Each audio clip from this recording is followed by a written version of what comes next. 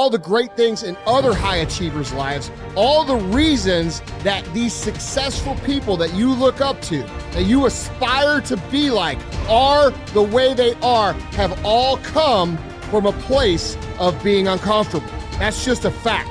Single biggest reason why people have bad days is because they start them off by looking around at everybody else and seeing what they're doing instead of having the focus and the discipline to actually start your day off with you in control.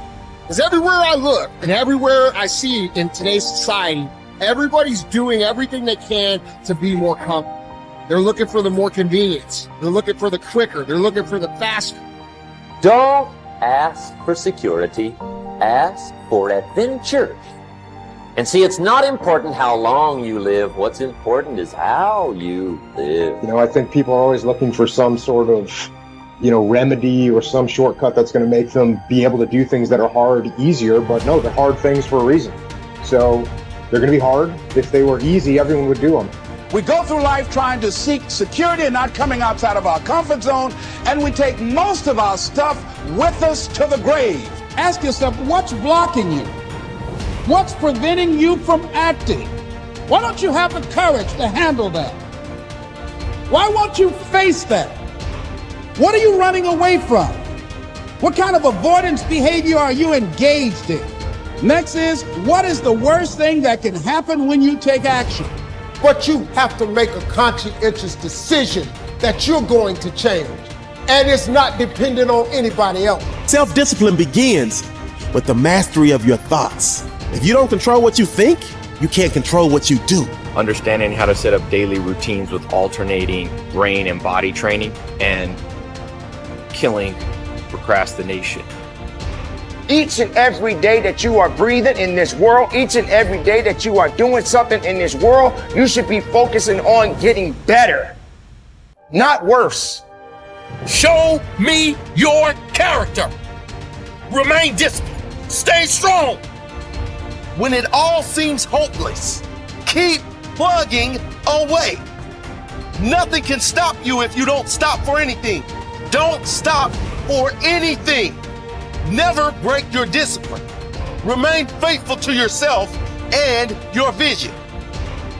You should be understanding that, hey, I can't be this same person on a day in, day out type of way. I got to keep focusing and going further and going harder and going stronger and pushing myself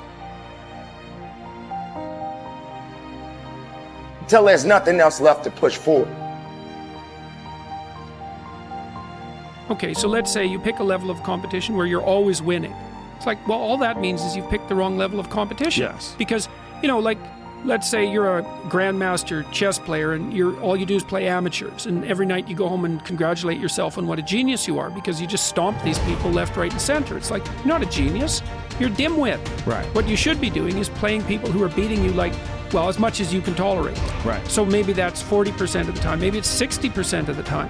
But that way, because to be a winner, you want to be disciplined, you want to know what you're doing, and then you want to be on the edge where your skills are being developed. And if you're going to be on the edge where your skills are going to be developed, you're at a place where losing is always a possibility, because otherwise you're not pushing yourself beyond your current capacity. And so one of the things that I've outlined in 12 Rules for Life is a theory of meaning. Because meaning, as far as I'm concerned, the sense of meaningful engagement is the antidote to malevolence and suffering, essentially. Because you want to have a life that's so engaging that you think, despite the fact that I'm limited and that we're mortal and that life is tragedy and there's evil in the world, despite all that, this is worth doing. And I think that there's a technical meaning that genuinely exists, and that's the meaning that you get when you're in a domain where you have some discipline and some skill. So you're laying out your competence and your ability, but you're simultaneously pushing yourself to develop past where you are. That's really engrossing. What that is doing is expanding your competence. And so life is suffering and betrayal in many senses of the word. But you can adopt a way of traversing through life that is more powerful than the tragedy and the malevolence. It is hard to have the success you want. It's hard to have a jet and freedom and extra houses. And it takes hard work and it takes time. And there's no shortcut. I don't care what anybody thinks. There's no shortcut. Maybe you could have bought Dogecoin and you got lucky. That is the rarest thing in the history of the world. Ed and I would bet we agree. I don't even know. Neither one of us probably invested in crypto when all of our friends said to, because we didn't know it, we didn't feel it, and we missed it. So I'm so blessed if you did, for you. But that's not where true wealth is made. You have to work 50% harder than you think you do. You have to get kicked in the teeth more than you think. You have to get questioned by your friends and family and look like the dreamer twice as much as you think. The people you thought were going to support you aren't. Some people are going to talk behind your back. Some friends are going to leave you. And guess what?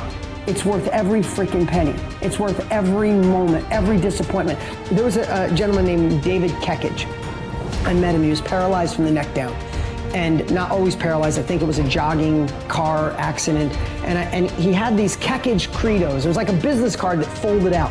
And one of his Kekich credos, to make him positive, most positive guy you ever met, couldn't move anything below his neck, one of them was, living the hard way is easy, and living the easy way is hard. So before I answer this about multiple streams of income, I think it's really important I tell you this. Living the hard way makes it easy. I could blame a lot of people. And that's the book I was reading. And I put it off on everybody else. It wasn't until I said, you know what, for me to fix this, I gotta read what the f is wrong with David God. Not blame anybody.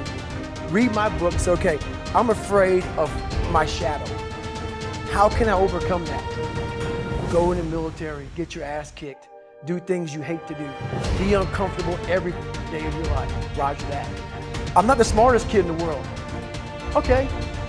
Instead of somebody saying, oh no, you're smart. No, don't say that to yourself. I said to myself, no, I'm a dumb motherfucker. Okay, roger that. How you get smarter? Educate yourself. So the things that we run from, we're running from the truth. We're running from the truth, man. So the only way I became successful was going towards the truth. As painful and as brutal as it is, it changed me. It allowed me to become, in my own right, who I am today. If you do what other successful people do over and over again, nothing can stop you from eventually enjoying the same rewards that they do. But if you don't do what successful people do, nothing can help you. Success is not an accident. Sadly, failure is not an accident either. You succeed when you do what other successful people do over and over until these behaviors become a habit. Likewise, you fail if you don't do what successful people do. In either case, nature is neutral. Nature does not take sides. Nature doesn't care. What happens to you is simply a matter of law. The law of cause and effect. You can look at yourself as a machine with a default mechanism. Your default mechanism is the almost irresistible attraction of the expediency factor. In the absence of self-discipline, your default mechanism goes off automatically. This is the main cause of underachievement and the failure to realize your true potential. When you are not working deliberately, consciously, and continuously to be and have those things that constitute success for you, your default mechanism is at work. You end up doing those fun, easy, and low-value things in the short term that lead to frustration, financial worries, and failure in the long term. One of the most important requirements for success, once you have decided what it is that you want, is the quality of willingness. Successful people are willing to pay the price, whatever it is and for as long as it takes, until they achieve the results they desire. Everyone wants to be successful. Everyone wants to be healthy, happy, thin, and rich. But most people are not willing to pay the price. Occasionally, they may be willing to pay the price, but they are not willing to pay the whole price. They always hold back. They always have some excuse or rationalization for not disciplining themselves to do everything that they need to do to achieve their goal. How can you tell when you have paid the full price of success? It's simple. Look around you. There it is. You can always tell how much of the price of success you have paid by looking at your current lifestyle and your bank account. By the law of correspondence, Your outer world will, like a mirror, always reflect the person you are and the price you have paid on the inside.